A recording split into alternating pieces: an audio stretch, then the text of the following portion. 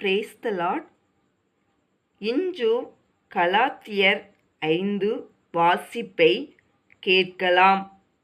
உங்கள் வாழ்க்கை மாற்றத்திற்கு தேவன் வழிகாட்டுகிறார். அமைதியாக கேளுங்கள். இப்போது நாம் கலாத்தியர் 5 ஒன்றாக வாசித்து ஆசீர்வாதத்தை பெறுவோம். ஆனபடியினாலே நீங்கள் மறுபடியும் அடிமைத்தனத்தின் நுகத்துக்குட்படாமல் கிறிஸ்து நமக்கு உண்டாக்கின சுயாதீன நிலைமையிலே நிலை கொண்டிருங்கள்.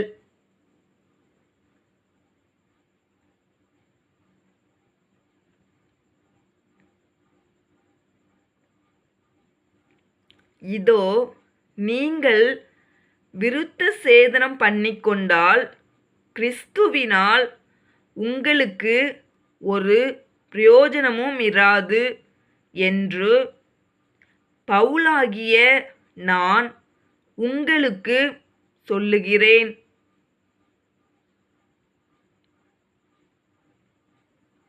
மேலும் விருத்த சேதனம் பண்ணிக்கொள்ளுகிற எந்த மனுஷனும் நியாயப்பிரமாணம் முழுவதையும் நிறைவேற்ற கடனாளியாயிருக்கிறான் என்று மறுபடியும் அப்படிப்பட்டவனுக்கு சாட்சியாக சொல்லுகிறேன்.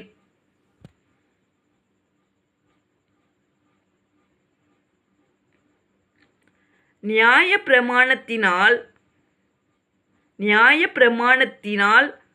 நீதிமான்களாக விரும்புகிற நீங்கள் யாவரும் கிறிஸ்துவை விட்டு பிரிந்து கிருபை நின்று விழுந்தீர்கள்.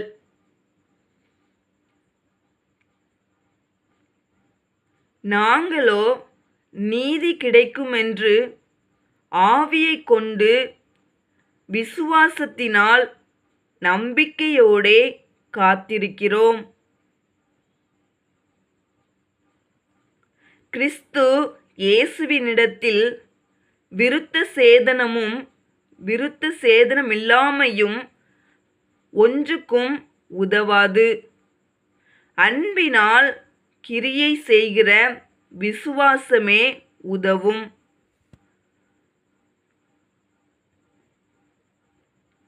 நீங்கள் நன்றாய் ஓடினீர்களே. சத்தியத்திற்கு கீழ்ப்படியாமற் போக உங்களுக்கு தடை செய்தவன் யார்?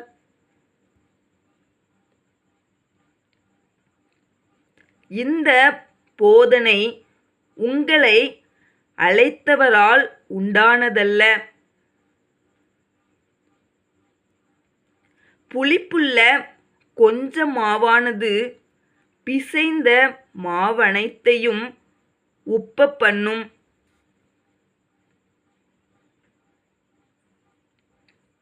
நீங்கள் வேறு விதமாய் சிந்திக்க மாட்டீர்களென்று நான் கர்த்தருக்குள் உங்களை குறித்து நம்பிக்கையாயிருக்கிறேன்.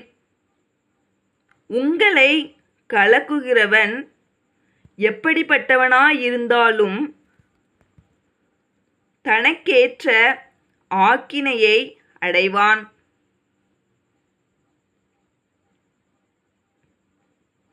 சகோதரரே, இதுவரைக்கும் நான் விருத்த சேதனத்தை பிரசங்கிக்கிறவனாயிருந்தால் இதுவரைக்கும் என்னத்திற்கு துன்பப்படுகிறேன்?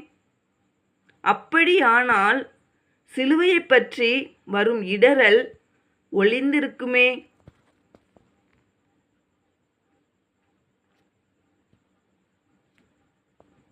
உங்களை கலக்குகிறவர்கள் தரிப்புண்டு போனால் நலமாயிருக்கும்.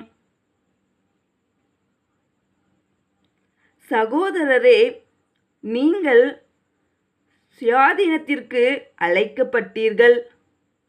இந்த சுயாதீனத்தை நீங்கள் மாம்சத்திற்கேதுவாக அனுசரியாமல் அன்பினாலே ஒருவருக்கொருவர் ஊழியம் செய்யுங்கள்.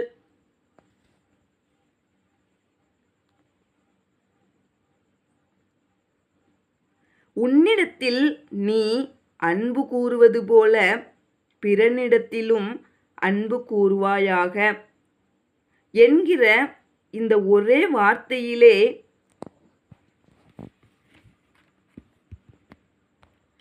நியாயப்பிரமாணம் முழுவதும் நிறைவேறும்.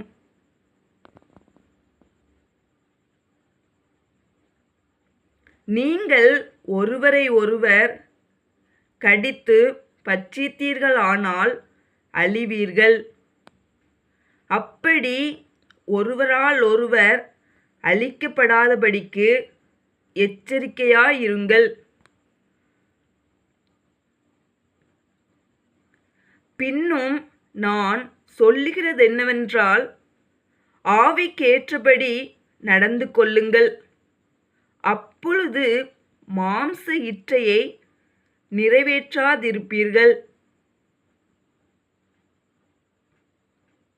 மாம்சம் ஆவிக்கு விரோதமாகவும் ஆவி மாம்சத்துக்கு விரோதமாகவும் இச்சிக்கிறது. நீங்கள் செய்ய வேண்டுமென்றிருக்கிறவைகளை செய்யாதபடிக்கு இவைகள் ஒன்றுக்கொன்று விரோதமாயிருக்கிறது.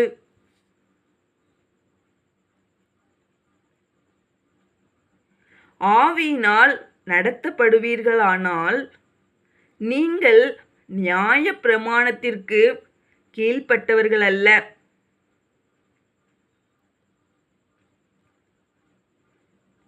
மாம்சத்தின் கிரியைகள் வெளியரங்கமாயிருக்கின்றன.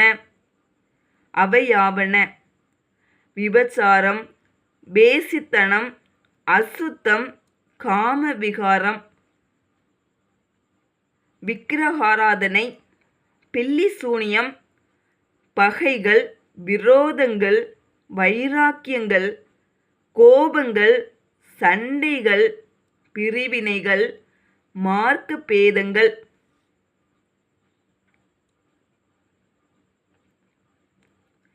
பொறாமைகள், கொலைகள், வெறிகள், களியாட்டுகள் முதலானவைகளே. இப்படிப்பட்டவைகளை செய்கிறவர்கள் தேவனுடைய ராஜ்யத்தை சுதந்தரிப்பதில்லை என்று முன்னே நான் சொன்னது போல இப்பொழுதும் உங்களுக்கு சொல்லுகிறேன்.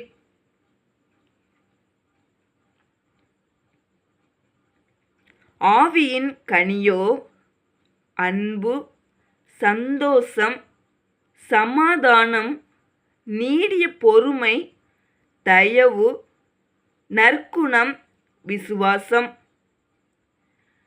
சாந்தம், இச்சையடக்கம். இப்படிப்பட்டவைகளுக்கு விரோதமான பிரமாணம் ஒன்றுமில்லை.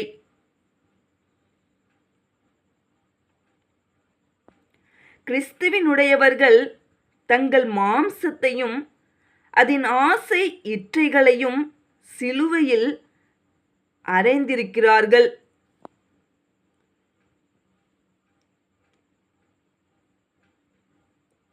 நாம் ஆவியினாலே பிழைத்திருந்தால் ஆவிக்கேற்றபடி நடக்கவும் கடவோம்.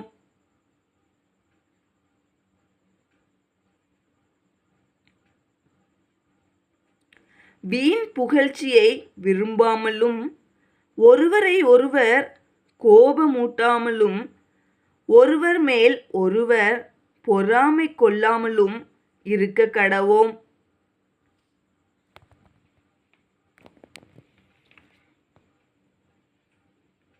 ஆமென்.